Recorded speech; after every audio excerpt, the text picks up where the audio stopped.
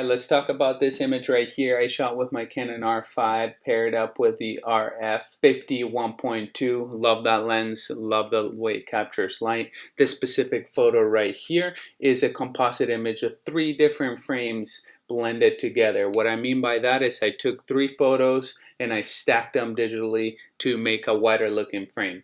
So with my 50 mil, I can get something that's the same depth of field, so that 1.2 really shallow, beautiful look of a 50 mil, but you get a wider frame such as a 24 or 35. The beauty of this method is that when you end up stacking them, you can do more than 3. You can do 6, 12, as many as you want. But once you end up stacking them, you get this perspective that you don't find in a regular focal lens. It's sometimes between different focal ranges. It's very unique. It kind of captures your eye and intrigues you because you try to figure out what it was shot with.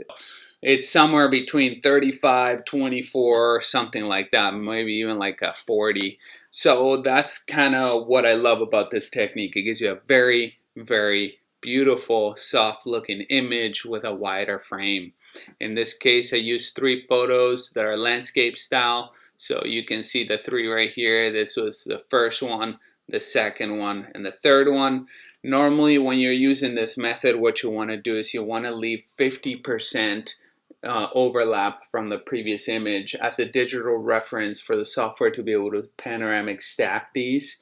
If you notice here, 50% of my frame's kind of at the elbow. On the next one, I did a little more, so I did about 60% overlap. And then on the third one, I did more of like a 80% overlap, just because I didn't need to go that high.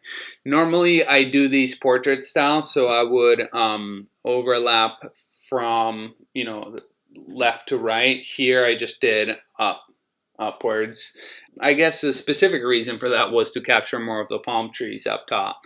So that's why I did that. Found one on portrait style. It was still lacking a little bit of that framing I wanted to include on the top. So going landscape and going straight up gave me the ability to kind of capture more of that top goodness. That's why I like to use this composite image method. A lot of people know it as a Brenizer method, but it yields gorgeous images. This specific photo was taken at very last light, so it was twilight, the sun had already set. There was this gorgeous little garden. We hadn't had a chance to capture. Timeline didn't allow for it, so I said, let's go get one real quick before you sit down for your dinner. I set him up. The way that this was set up was the light was coming in from camera left, so this back wall right here is where the light was going straight at. So the light was coming from, this direction, camera left. Back here, there was like a little gate, and most of the light was leaking from that side.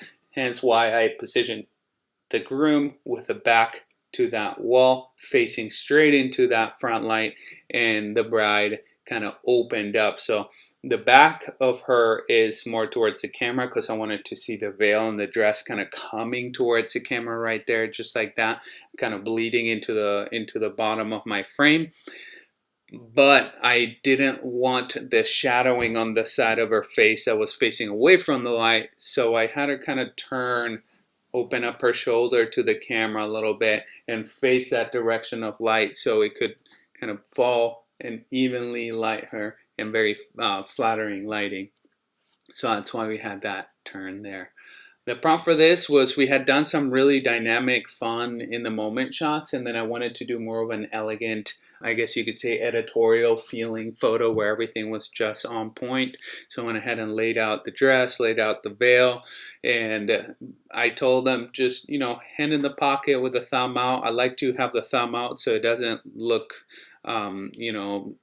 there's a reference for where the hand is as opposed to looking more stumpy, or the sleeve of the jacket hits where the pant pocket is and then it kind of disappears the limb. So this gives it a little bit of a reference.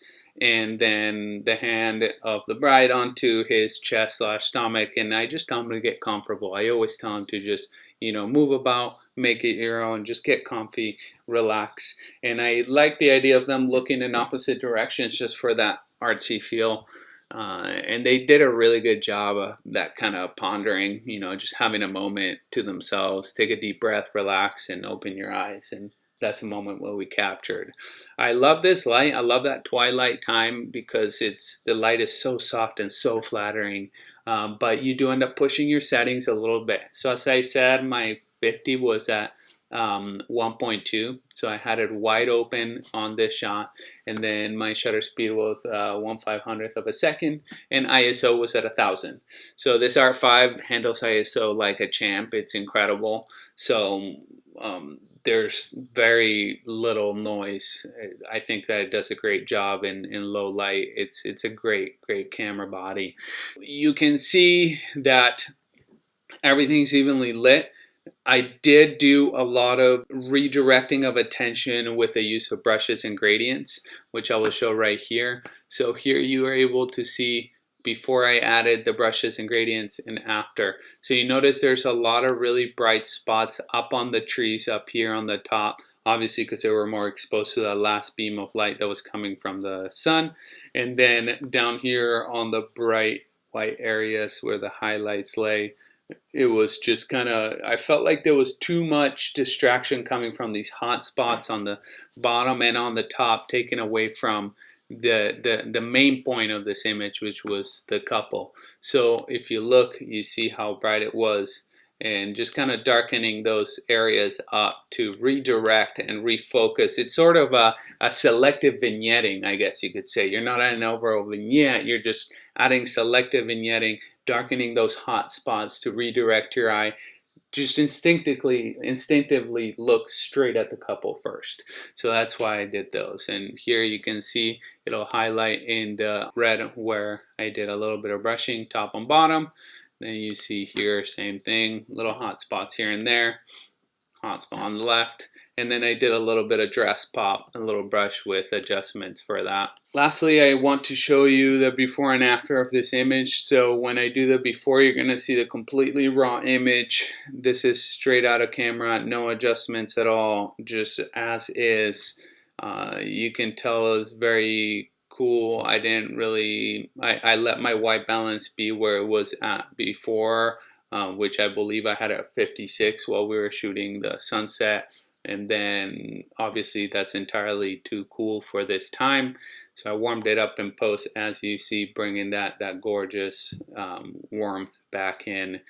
But this is straight off camera and the before and after final product. If you found this helpful and you would like to see more, let me know in the comments. If you have any questions, I'd love to help out and go deeper into any subject that you're interested in. So let me know.